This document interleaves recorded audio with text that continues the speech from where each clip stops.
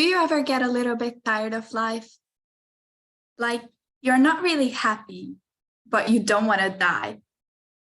Like you're hanging by a thread, but you gotta survive. Because you gotta survive. Like your body's in the room, but you're not really there.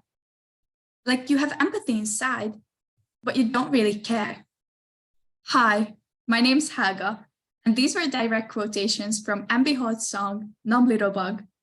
But if the answer to any of those questions were yes for you, then first of all, same. Secondly, what if I told you there was a possible solution for you to think about?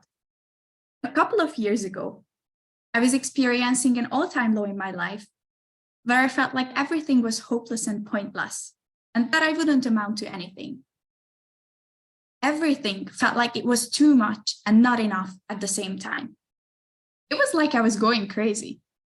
I felt even more sure of that thought as I looked around me and saw how normal everybody was acting compared to how I felt. That got me worried. Was I the issue? As I look back at my behavior and what got me into this position, I also started to discuss it with my friends.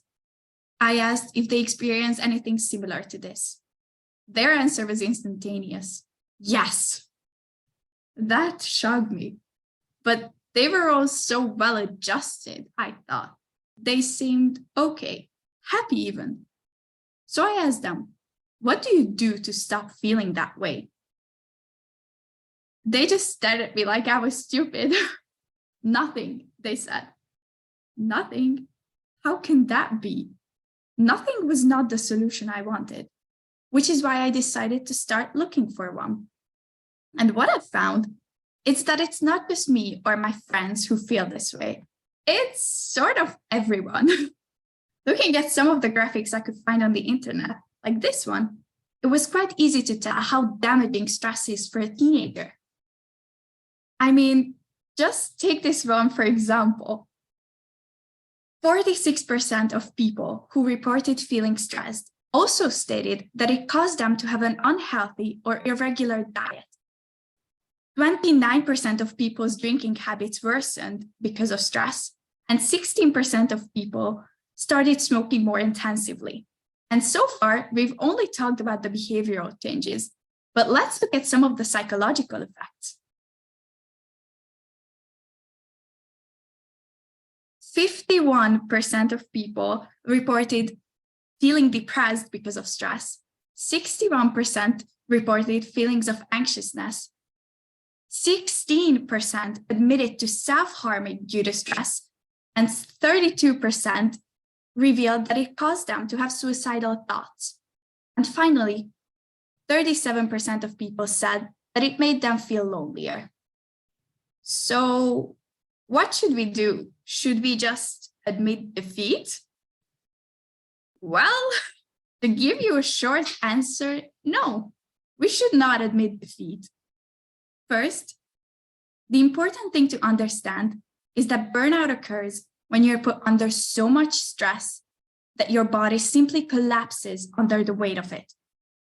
This is why it's very important to look at the big picture and think to yourself, what caused me to get into this situation? I learned that I was overwhelmed because I failed to plan ahead, but I failed to plan ahead because I was overwhelmed. It was this vicious circle that I couldn't break out of.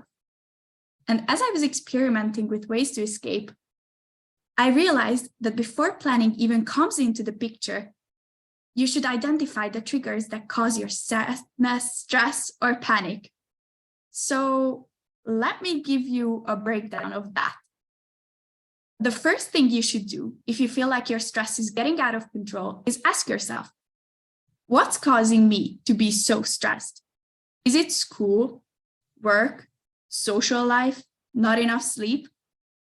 To give you an example, in my case, the answer was myself, as I caused it by putting endless amounts of responsibilities and expectations on my shoulders.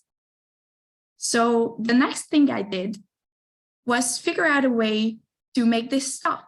In other words, what can you do to make it better? We are not looking for a definitive answer that will erase stress forever from our lives. That's impossible. But what you should search for is things that will make it just a bit more manageable. What I mean by that is things like making sure you had enough sleep, that you checked in on yourself and allowed yourself to relax, like watched your favorite movie, read, exercised, went on a walk. Whatever it is that gives you that extra dose of serotonin, please do that. And my last step is to plan ahead. I would advise you to create your plan for the week on every Sunday, because by that point, you're likely to know what it is you have to do. Map out your whole week from the moment you wake up until the moment you fall asleep. This might sound a bit too much, but trust me, it is not. Break down the things you have to do into tiny units and spread them throughout the week so you won't have to do it all at once. For my fellow procrastinators out there, put in the task you have to do multiple times and see how much time is left that way. What I would also put in this planner is a minimum of 1 hour per day of relaxation. This will help you maintain your happiness, and it will also recharge your energy. So, in summary, ask, answer, and plan. Once you manage to do so, you can use the knowledge you gain to empower yourself. Thank you. I'm really happy that I got to share this with you, and have a nice day.